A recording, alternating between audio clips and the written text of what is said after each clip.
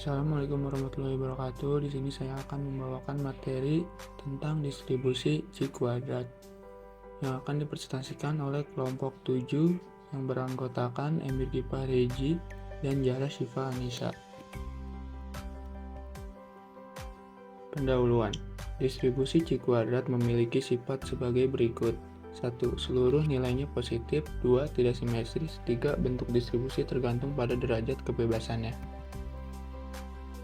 Pengertian, C-kuadrat adalah uji statistik yang digunakan untuk membandingkan distribusi observasi dengan distribusi yang diharapkan atau untuk membandingkan dua populasi yang berbeda.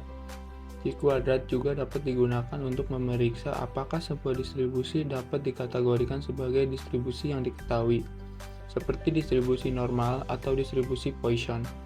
C-kuadrat digunakan untuk menguji hipotesis nol, yaitu hipotesis bahwa tidak ada perbedaan antara distribusi observasi dan distribusi yang diharapkan.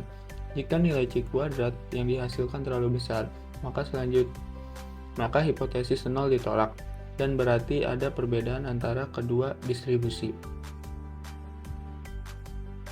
Latar belakang, C-kuadrat X pangkat 2 adalah uji statistik yang digunakan untuk melihat apakah dua variabel berkorelasi atau tidak. C-kuadrat juga bisa digunakan untuk menguji asumsi dari distribusi frekuensi tertentu. C-kuadrat biasanya digunakan untuk menguji hipotesis yang berhubungan dengan frekuensi, komposisi, dan distribusi data yang berasal dari penelitian. Uji C-kuadrat ini juga bisa digunakan untuk melihat tingkat signifikan dari hubungan antara dua variabel. Selanjutnya ada rumus C-kuadrat. Rumusnya bisa kalian lihat. Hal ini menunjukkan semakin besar perbedaan antara frekuensi observasi dan frekuensi harapan, semakin besar pula nilai X kuadrat. Selanjutnya ada beberapa hal menarik tentang distribusi C-kuadrat, yaitu 1. Total area yang berada di bawah area kurva adalah 1. Yang kedua, kurva distribusi C-kuadrat selalu menceng kanan. Yang ketiga, semakin besar jumlah derajat kebebasan, kurva distribusi C-kuadrat semakin mendekati distribusi normal. Yang keempat, ada rata-rata dari distribusi C-kuadrat adalah derajat kebebasan, sedangkan variansnya adalah 2 kali dari derajat kebebasan.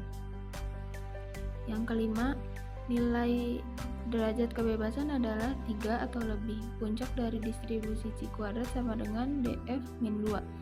Nilai ini merupakan cara untuk menentukan nilai modus pada distribusi C-kuadrat. Selanjutnya ada kapan distribusi C-kuadrat digunakan. Prinsip dasar penguji C-kuadrat adalah ketika seorang observer ingin membandingkan frekuensi observasi dengan frekuensi yang diharapkan untuk melihat ada atau tidaknya perbedaan yang signifikan. Uji C-kuadrat digunakan ketika 1. Ketika ada sedikit atau tidak ada asumsi tentang parameter dari popularitas terkait.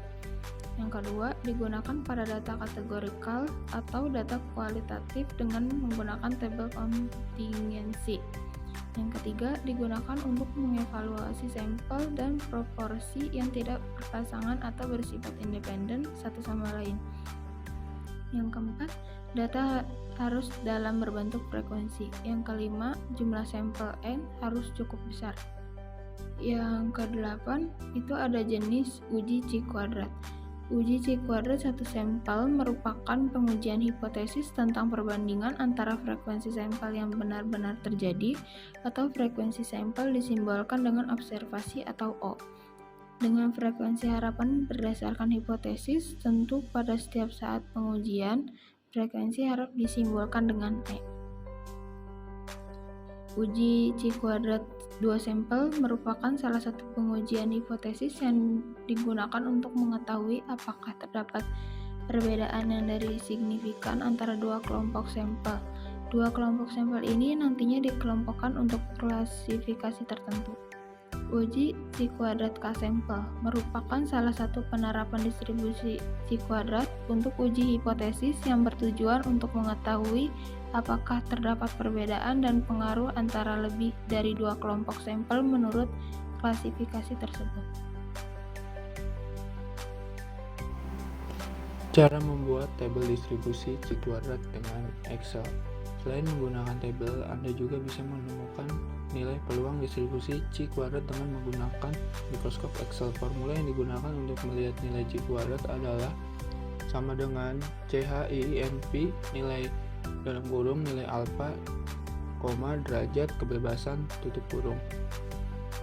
Nilai alfa sama dengan gunakan nilai alfa atau taraf signifikan yang digunakan. Derajat kebebasan sama dengan gunakan derajat kebebasan distribusi C-kuadrat. Kesimpulan, distribusi C-kuadrat merupakan distribusi sampling yang digunakan untuk mengetahui perbedaan observasi dengan nilai harapan dari kelompok sampel. Dalam penerapannya, distribusi C-kuadrat diterapkan dalam uji C-kuadrat. Terdapat 3 jenis uji C-kuadrat berdasarkan jenis sampel. 1. Uji C-kuadrat 1 sampel. 2. Uji C-kuadrat 2 sampel. 3. Uji C-kuadrat K-sampel. Distribusi C-kuadrat biasa digunakan dalam pengujian apakah frekuensi yang diamati berbeda secara signifikan dengan frekuensi teoritis. 2. Pengujian dengan distribusi sampel. 3. Pengujian dengan independensi. Sekian dari kami kelompok 7. Mohon maaf bila ada salah kata. Terima kasih.